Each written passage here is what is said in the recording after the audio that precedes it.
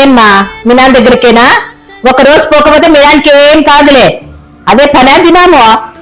మా నాన్నకి నేను ఒక్కదాన్నే కదా కూతుర్ని, ఆయనకు బాగలేనప్పుడు నేనే కదా అత్తయ్య చూసుకోవాలా. ఆయనకి ఇంటికి తీసుకొద్దామంటే మీరు వద్దంటున్నారు.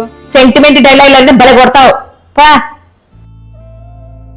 చూడు మహి, ఇంకా సాయంత్రం 7:30కో 8కో వస్తుంది, అంతవరకు చాకరీ అంతా మనమే చెయ్యాలా. సరే వదిన వస్తుంది కదా సాయంత్రము, నేను వదినతో మాట్లాడతాలేమా. మహి, ఆమా ఆ మహారాణి వచ్చినట్టుంది, మాట్లాడతానంటే కదా, మాట్లాడిపో. వదిన, మీ నాన్నకి ఎట్లుంది వదిన ఇప్పుడు? అట్లే ఉంది మహిత. నీతో ఒక విషయం మాట్లాడాలా, నేను చెప్పినట్టు చెయ్యి. ఓకే మహిత. మహి, టైం అయింది కదా, ఏమి ఇంకా హాస్పిటల్ పోలేదా అమ్మా? నేనే పొద్దున చెప్పినామా హాస్పిటల్ కి. బాగా చెప్పినావులే పోకోకుండా. అవును, ఏం చెప్పి ఒప్పించినావు? వాళ్ళ పిన్ని కూతురికి ఫోన్ చేసింది, వాళ్ళ పిన్ని కూతురు చూసుకుంటాంది.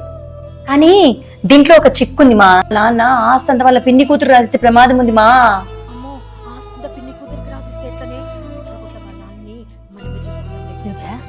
అమ్మా లక్ష్మి, ఏం అత్తయ్య పిలిచినారు?